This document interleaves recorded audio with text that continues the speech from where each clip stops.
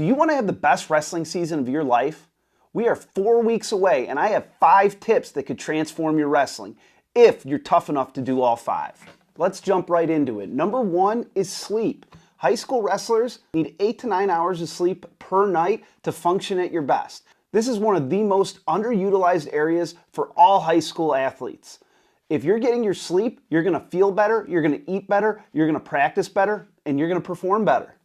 Number 2 is nutrition. You have to start eating better right now and not cutting a bunch of water and food out of your system to make weight early in the year. This is also going to help your weight management way more than doing extra workouts and starving yourself. Way too many high school wrestlers do a horrible job of managing their weight.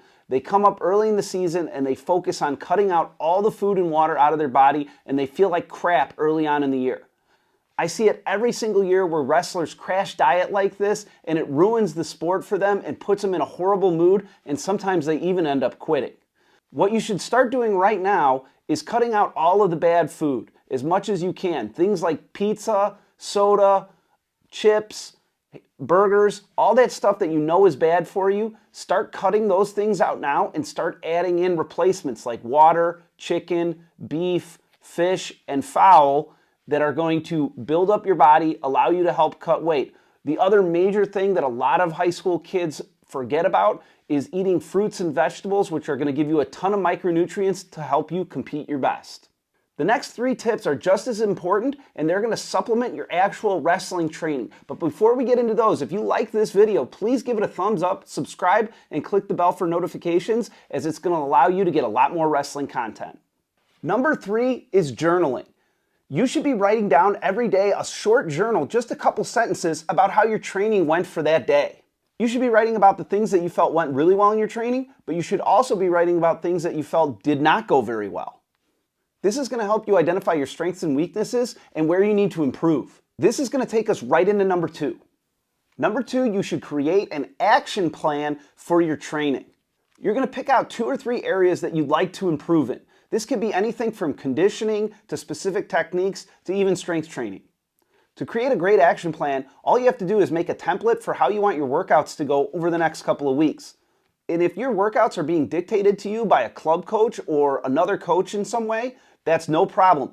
There's plenty of time before practice and after practice to spend a little extra time on your weakest areas. So a good action plan will highlight where your weak points are and how you're going to improve on them.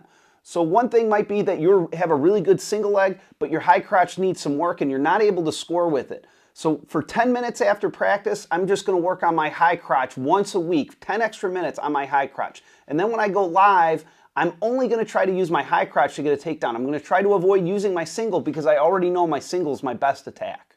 And you can do this with anything. You could say drilling your cradles. You could say doing extra sprints at the end of practice. You could work on stand-ups after practice. You can literally pick any skill technique that you want to work on and improve on it just by spending time before practice or after practice working on it. And one of the big things in order to utilize these skills is to work on them during live and try to force them, especially when you're wrestling a partner who might not be as good as you. All right, this brings it to number 1. It's really simple but super important and one of the most challenging things to do, which is keep it fun. Yes, wrestling is a game like any other game, but it is a grind getting through the season and keeping your spirits high all the time.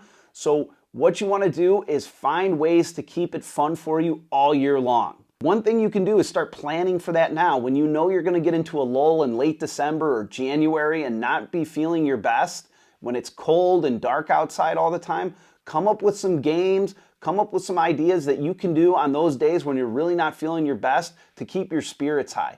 Plan it out with teammates.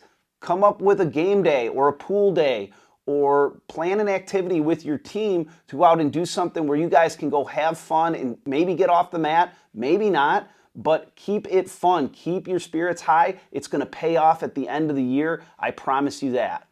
And hopefully your coach is planning some fun stuff peppered into your season throughout the year. I know I am. All right, thanks again for checking out this video. If you want more wrestling tips or just more wrestling content in general, please click the thumbs up, subscribe, and click the bell, as it's going to help you get a lot more wrestling to your page. Thank you, and I'll see you on the next one.